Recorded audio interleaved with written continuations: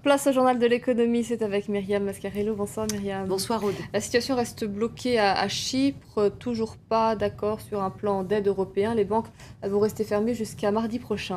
Voilà, elle devait fermer en fait, enfin plutôt rouvrir jeudi, ce jeudi, demain, et effectivement elles vont rester fermées jusqu'à mardi prochain. L'idée c'est évidemment d'éviter un rush, d'éviter que les déposants aillent retirer leur argent de ces banques chypriotes, puisqu'ils risquent de devoir s'acquitter d'une taxe exceptionnelle pour permettre à Chypre de sauver son système bancaire et ses finances publiques. Hier, rappelez-vous que le Parlement a voté contre cette idée de taxation des dépôts, à la fois au nom de la défense des petits déposants, même si il y a eu aménagement de cette mesure, puisqu'on ne taxait qu'à partir de 20 000 euros de dépôt, mais tout de même, mais aussi et surtout pour sauver les gros clients, et notamment les clients russes qui déposent massivement dans les banques. Ça représente un tiers des dépôts à Chypre. Et la question ce soir, c'est de savoir si Chypre va se tourner vers la Russie donc pour sauver ses banques et ses finances publiques. Le ministre des Finances chypriote était à Moscou aujourd'hui, et parmi les options qui étaient sur la table, il y avait l'idée d'un prêt de Gazprom Bank, qui, comme son nom l'indique, est la banque du groupe public qui exploite le gaz en Russie, et ça n'est pas rien.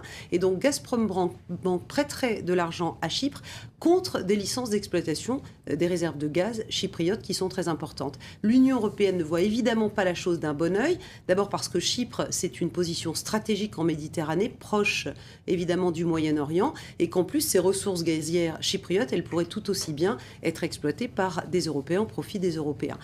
C'est pour ça aussi peut-être que, en tout cas dans les mots, l'Union européenne ce soir se dit prête à renégocier ce plan d'aide si Chypre présente le fameux plan B dont on parle aussi depuis ce matin, et qui sera présenté, ce plan B, aux principaux partis politiques chypriotes demain par le président.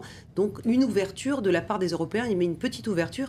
On écoute tout de suite Angela Merkel, la chancelière allemande, qui a fixé les limites de cette ouverture. Nous pensons que le secteur bancaire doit être mis à contribution pour amener la dette chypriote à un niveau supportable. C'est pourquoi nous, je veux dire la Troïka, continuons à négocier. Bien entendu, nous examinerons toutes les propositions que nous fera Chypre avec grand respect. Chypre est notre partenaire dans la zone euro et nous sommes dans l'obligation de trouver ensemble une solution. Et donc comment réagissent les marchés face à cette incertitude chypriote? Mais écoutez, avec une décontraction finalement et un optimisme assez surprenant, et certainement lié à une espèce d'habitude du drame européen. Et à chaque fois, ce drame se conclut par un accord de dernière minute. Alors peut-être n'est-ce pas le bon pari, mais ce soir c'est clairement le pari que font les marchés. Regardez, justement, Paris qui bondit ce soir à 1,43%, Londres qui recule à peine de 0,13%, mais qui a des raisons de le faire, on y reviendra, et Francfort qui termine sur une hausse de 0,68%. Tendance à la hausse aussi à Wall Street, avec un Dow Jones qui s'apprécie de 0,39%, plus 0,78% sur le Nasdaq, S&P 500 qui termine sur une hausse de 0,67%.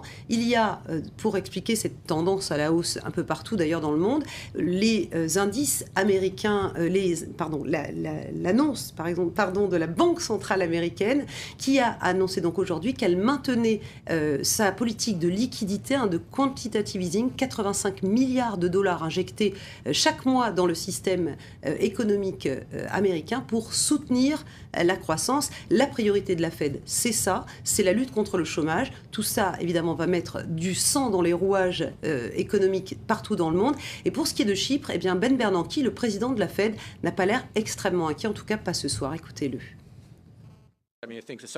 Nous suivons les événements attentivement et nous espérons que les Européens vont trouver une solution efficace et juste.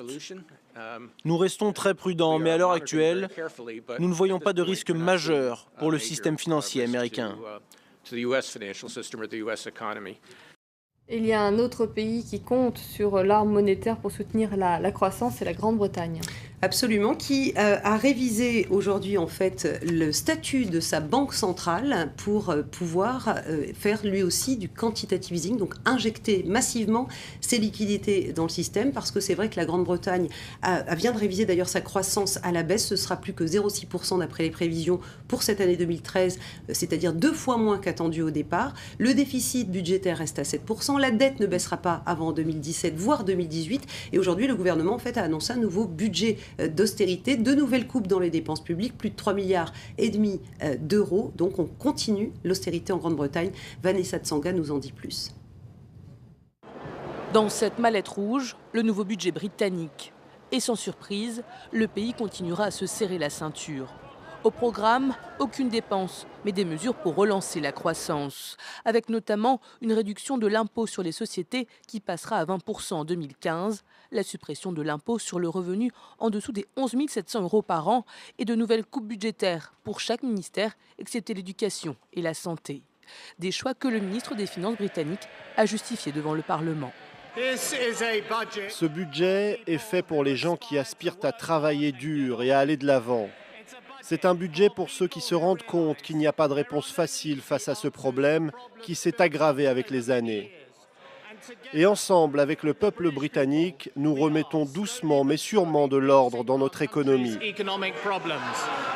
Les objectifs du gouvernement sont restés les mêmes depuis son élection en 2010. Réguler les dépenses publiques et réduire la dette nationale.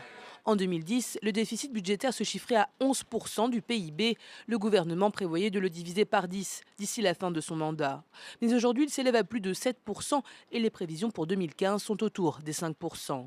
Même constat pour la croissance, des objectifs qui n'ont pas été atteints, comme le martèle l'opposition.